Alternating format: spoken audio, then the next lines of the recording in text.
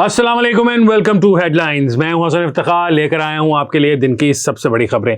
सबसे बड़ी खबर जो पाकिस्तान में है वो है बलूचिस्तान अवामी पार्टी से मुतल्लिक। बलूचिस्तान अवामी पार्टी, जैसा कि आपको याद होगा कि 2016-17 में पाकिस्तान मुस्लिम लीग नून के जो बलूचिस्तान के मेंबरान सूबाई असम्बली थे उन्होंने बनाई थी। ये वो पार्टी थी जिसके बारे में कहा जाता था कि ये इस्टेब्लिशमेंट की बैकिंग से बनाई गई। मुस्लिम लीग नून को तोड़ने का जो तोड़ फोड़ का सिलसिला था वो बलूचिस्तान से शुरू किया गया।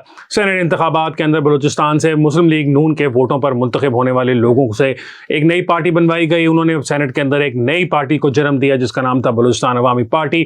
और वहां पर जो अब इस वक्त मौजूदा चेयरमैन सेनेट हैं सादिक संजरानी साहब, वो भी उसी बलूचिस्तान अवामी पार्टी के प्लेटफॉर्म से मुंतखब होकर आए थे। आप सबको याद होगा कि जब ये बलूचिस्तान अवामी पार्टी बनाई गई तो उस वक्त बलूचिस्तान के अंदर मुस्लिम लीग नून की हुकूमत थी। सनाउल्लाह ज़हरी साहब जो थे वो वज़ीर आला थे बलूचिस्तान के, और उनके खिलाफ अब्दुल क़ुद्दूस बजिंजो साहब जो मुस्लिम लीग कायदे आज़म से ताल्लुक़ रखते थे, एक वहाँ के MPA थे। उनके पास सूबाई असम्बली के अंदर कोई अददी अक्सरियत नहीं थी, लेकिन उसके बावजूद उन्होंने सनाउल्लाह ज़हरी साहब के खिलाफ एक अदम एतमाद की तहरीक पेश कर दी। उस तहरीक का सामना करने की बजाय सनाउल्लाह ज़हरी साहब जो है वो इस्तीफ़ा देकर घर चले गए, और इस तरह बलूचिस्तान के अंदर मुस्लिम लीग नून का सफाया हो गया और वहाँ पर पैदा हुई बलूचिस्तान अवामी पार्टी।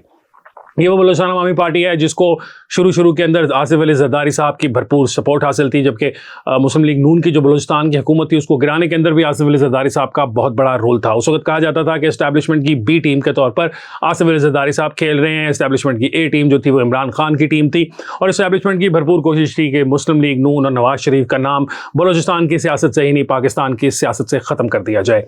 आज हम देखते हैं 7-8 साल के बाद का वाक़या है कि वही बलूचिस्तान अवामी पार्टी जो मुस्लिम लीग नून को तोड़कर बनाई गई थी आज खुद टूट फूट का शिकार नजर आती है। 2022 के अंदर जब इमरान खान की हुकूमत को घर भेजा जा रहा था तो बलूचिस्तान अवामी पार्टी के कौमी असम्बली में बैठे मेंबरान की अक्सरियत ने, जो ज़्यादातर तादाद थी, उन्होंने पाकिस्तान तहरीक इंसाफ का साथ छोड़कर पाकिस्तान मुस्लिम लीग नून का साथ देने का फैसला किया, PTM का साथ देने का फैसला किया, और उन्होंने जो इंपॉर्टेंट अपने वोट थे वो पाकिस्तान तहरीक इंसाफ से निकाल कर या पाकिस्तान तहरीक इंसाफ के कोलिशन से निकाल कर पाकिस्तान मुस्लिम लीग नून और पाकिस्तान पीपल्स पार्टी के कोलिशन को दे दिए। इस वक्त जो आने वाले इंतखाबात हैं उनके लिए नई सफबंदियाँ जो हैं वो हो रही हैं। आसिफ अली जरदारी साहब की बहुत ख्वाहिश थी कि अब्दुल क़ुद्दूस बजिंजो साहब ने जो वादा उनसे 2016-17 में किया था कि वो पाकिस्तान पीपल्स पार्टी को ज्वाइन कर लेंगे, उसको वो पूरा करें, लेकिन अब्दुल क़ुद्दूस बजिंजो साहब जो हैं उन्होंने ये वादा पूरा करने से इनकार कर दिया। लेटेस्ट डेवलपमेंट इस वक्त ये है कि बलूचिस्तान अवामी पार्टी के जो बहुत सारे लोग थे जो मुस्लिम लीग नून को छोड़कर गए थे बलूचिस्तान अवामी पार्टी के अंदर, उनकी वापसी का सिलसिला शुरू हो रहा है। इसमें सर फहरिस्त नाम जो है वो जाम कमाल साहब का है। मुस्लिम लीग नून के दौरे हुकूमत में वो वफाकी वजीर हुआ करते थे। उसके बाद फिर बलूचिस्तान अवामी पार्टी के प्लेटफॉर्म से वो बलूचिस्तान के चीफ मिनिस्टर भी रहे, और वहाँ पर क्या काम किया उन्होंने, खिदमत की अवाम की बलूचिस्तान की या नहीं है तो बलूचिस्तान के अवाम ज़्यादा बेहतर अंदाज में जानते हैं। लेकिन लसबेला के बड़े सरदार थे बलूचिस्तान की सियासत में, उनसे पहले उनके वालिद साहब जो थे वो बहुत बड़ा किरदार अदा करते रहे। फिर जाम कमाल साहब की बारी आ गई। कहने वाले ये भी कहते हैं कि जाम कमाल साहब को भी इस्टेब्लिशमेंट ने ही मुस्लिम लीग नून से निकाल कर बलूचिस्तान अवामी पार्टी में भेजा था। लेकिन जैसा कि आप सब जानते हैं कि बलूचिस्तान अवामी पार्टी से भी जाम कमाल साहब की छुट्टी हो चुकी है, इवन दो वो पार्टी के प्रेसिडेंट थे, लेकिन अब्दुल क़ुद्दूस बजिंजो साहब ने उनकी उस पार्टी को टेक ओवर कर लिया। अब जो खबरें आ रही हैं वो ये हैं कि जाम कमाल ही नहीं बल्कि सरफराज डोमकी और दीगर जो बलूचिस्तान अवामी पार्टी के सूबाई मेंबरान हैं, मेंबरान सूबाई असम्बली हैं बलूचिस्तान के, उनसे पाकिस्तान मुस्लिम लीग नून का राब्ता कायम हो गया है, राब्ता बहाल हो गया है, और उम्मीद यही की जा रही है कि आने वाले इंतखाबात 2023 के जो इंतखाबात होंगे उसके अंदर बलूचिस्तान से पाकिस्तान मुस्लिम लीग नून के टिकट पर ही इलेक्शन लड़ा जाएगा। बहुत सारी जो तादाद है, दर्जनों के तादाद में ऐसे लोग हैं जो वहाँ का पार्टी छोड़कर बलूचिस्तान में गए थे, अब वो वापस आ रहे हैं। इसमें बलूचिस्तान असम्बली की जो 19 MPA हैं बलूचिस्तान अवामी पार्टी के, उनकी एक बड़ी तादाद जो है वो वापस मुस्लिम लीग नून की तरफ सफ़र कर रही है। ये धचका जो है बलूचिस्तान अवामी पार्टी के लिए जहाँ पर है, जहाँ अब्दुल क़ुद्दूस बजिंजो साहब के लिए एक धचका है, वहीं ये धचका जो है वो आसिफ अली जरदारी साहब के लिए भी है, क्योंकि आसिफ अली जरदारी साहब का ख्याल था कि आने वाले सेटअप के अंदर वो बलूचिस्तान के अंदर इन लोगों को अपनी पार्टी में शामिल कर लेंगे और बलूचिस्तान से कौमी असम्बली की 3 या 4 सीटें और बलूचिस्तान सूबाई असम्बली की सीटें निकाल लेंगे, ताकि मुस्तकबिल में कौमी असम्बली की जो होगी कॉम्पोजिशन, जो वज़ीर आज़म चुनने का इंतखाब होगा, उसके अंदर जरदारी साहब का पलड़ा हो जाए भारी। लेकिन मुस्लिम लीग नून ने लगता है कि यहाँ पर भी जरदारी साहब के साथ एक ऐसी चाल चल दी जिसका शायद जरदारी साहब कोई तोड़ ना निकाल सकेंगे। आज की जो हमारी दूसरी खबर है वो है इमरान खान साहब से रिलेटेड। इमरान खान साहब जो हैं उन पर जैसा कि आप सबको पता होगा कि तोशाखाना केस में फ़र्द जुर्म आयद हो चुकी है। वो तोशाखाना केस के अंदर जो बयानात हैं तमाम लोगों के के वो भी कंप्लीट हो चुके हैं। इमरान खान साहब के वकील जो हैं वो तमाम गवाहों के ऊपर जरा भी कंप्लीट कर चुके हैं। केस जो है वो अपने इख्तितामी मरहल की तरफ है, इख्तिताम होता नज़र आ रहा है।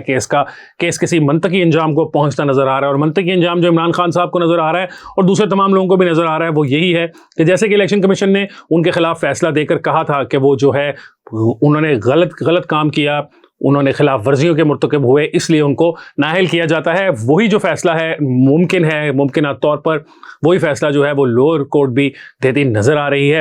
इमरान खान के वकला जो हैं उनकी भरपूर कोशिश यही रही है कि इस केस को हद से ज़्यादा डिले किया जा सके।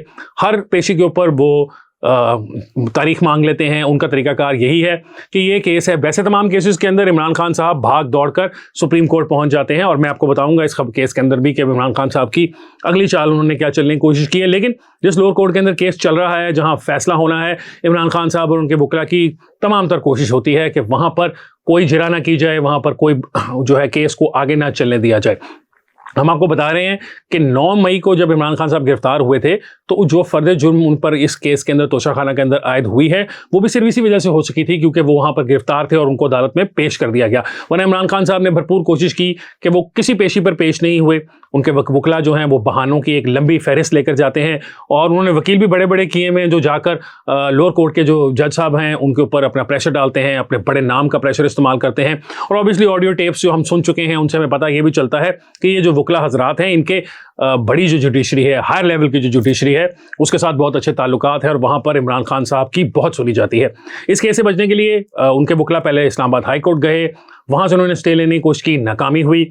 उसके बाद वो सुप्रीम कोर्ट गए, वहाँ पे सुप्रीम कोर्ट के 2 रुकनी बेंच से फिर उनको नाकामी का सामना करना पड़ा और उन्होंने कहा कि हम लोअर कोर्ट को नहीं रोकेंगे इस कार्रवाई को आगे चलाने से। लेकिन इमरान खान के वकला जो हैं उन्होंने उस पर इक्तफा नहीं किया। आज फिर जो है उनके वकला चीफ जस्टिस साहब के सामने पेश हुए, किसी और केस की हेयरिंग हो रही थी, उसके अंदर उनके वकला पेश हुए। उन्होंने जब पेश होकर कहा कि हम आपके सामने एक दरख्वास्त रखना चाहते हैं। चीफ जस्टिस ऑफ पाकिस्तान जो हैं उन्होंने इमरान खान साहब की मोहब्बत में गिरफ्तार होने का एक और सबूत देते हुए केस को फौरी तौर पर एडमिट कर लिया। 1 घंटे के अंदर अंदर केस जो है उसको एडमिट कर लिया गया और अब उसको कॉज लिस्ट में जारी किया जाएगा और उस पर जज बैठकर सुनेंगे। वही केस जिसको आज से चंद रोज कबल 2 रुकनी सुप्रीम कोर्ट के बेंच ने उठाकर बाहर फेंक दिया था और कहा था कि ये केस जो है यहाँ पर मत लेकर आएं, जिधर केस चल रहा है लोअर कोर्ट को पहले इस पर फैसला कर लेने दें, उसके बाद ही आप हमारे पास आ सकते हैं, अपील का आपके पास तभी इख्तियार होगा। लेकिन इमरान खान और उनके वकला शायद जान गए हैं कि इस केस के अंदर उनका बचना मुश्किल है, क्योंकि तोशाखाना का केस एक ओपन एंड शट केस है जिसके अंदर जाहिर होता है कि इमरान खान साहब ने कौमी खजाने से तोहफे लिए, तहाइफ लिए और उनको ओपन मार्केट में बेच दिया। जो ओपन मार्केट में बेचने की कीमत थी उसको उन्होंने अपने टैक्स रिकॉर्ड्स में डिक्लेयर नहीं किया और यहीं पर उनकी गलत बयानी जो है वो साबित हो जाती है। और इसी गलत बयानी को साबित करने के बाद इमरान खान साहब का जो कौमी असम्बली का मेंबर बनने की अहलियत है वो ख़त्म हो जाएगी और इससे इमरान खान साहब आने वाले इलेक्शनों में इमरान खान साहब को बहुत ज़्यादा नुकसान होगा। इसलिए उनके जो वकला हैं उनकी भरपूर कोशिश चली आ रही है और यही उनकी स्ट्रैटेजी है कि वो इस केस को ज़्यादा से ज़्यादा डिले कर सकें। अब जब वो लोकल सतह पर केस को नहीं डिले कर पाए तो उन्होंने सुप्रीम कोर्ट का दरवाज़ा दोबारा खटखटाया। एक दफ़ा सुप्रीम कोर्ट पर मेरिट पर फैसला हुआ, 2 रुकनी बेंच ने फैसला किया कि ये जो केस है ये नीचे वाली कोर्ट्स, लोअर कोर्ट्स के लेवल पर ही सुना जाएगा और वहाँ पर जब कभी कोई फैसला हो जाएगा तब हमारे पास आएगा, हम कोर्ट को नहीं रोक सकते। लेकिन फिर भी सुप्रीम कोर्ट के अंदर इमरान खान के वकला चले गए, जैसा कि मैंने आपको बताया कि वो चीफ जस्टिस साहब के पास पेश हुए, फिर चीफ जस्टिस साहब के चैम्बर में चले गए और वहाँ जाकर उन्होंने जो भी गुफ्त शनीद की। इमरान खान साहब के लिए सुप्रीम कोर्ट का दरवाजे हमेशा खुले हैं, उनको वहाँ से फौरन इंसाफ मिलता है और चीफ जस्टिस साहब तो पहले भी कह चुके हैं कि उनको बड़ी खुशी होती है इमरान खान को देखकर। तो उम्मीद है कि इमरान खान साहब शायद सुप्रीम कोर्ट में चले जाएंगे और वहाँ पर भी हाजिरी अपनी यकीनी बनाएंगे, क्योंकि बाकी कोर्ट्स में तो वो जाते नहीं हैं। आज के दिन की जो तीसरी खबर है वो एक अच्छी खबर है। वो खबर अच्छी इस तरीके से है कि तीसरी जमात का एक स्टूडेंट अरहान अब्बास ने K2 को सर कर लिया है। ये बहुत बड़ी बात है। K2 एक ऐसी पहाड़ है जिसको सर करने के लिए दुनिया भर से बड़े बड़े जो लोग हैं वो आते हैं पाकिस्तान के अंदर, बहुत ज़्यादा कोपहमा आते हैं, बहुत ज़्यादा उनकी ट्रेनिंग होती है, बहुत ज़्यादा उनको एक्सपीरियंस की ज़रूरत होती है। लेकिन पाकिस्तान के अंदर नौजवानों की ऐसे नौजवानों की कमी नहीं है जो कि नामुमकिन को भी मुमकिन कर दिखाते हैं।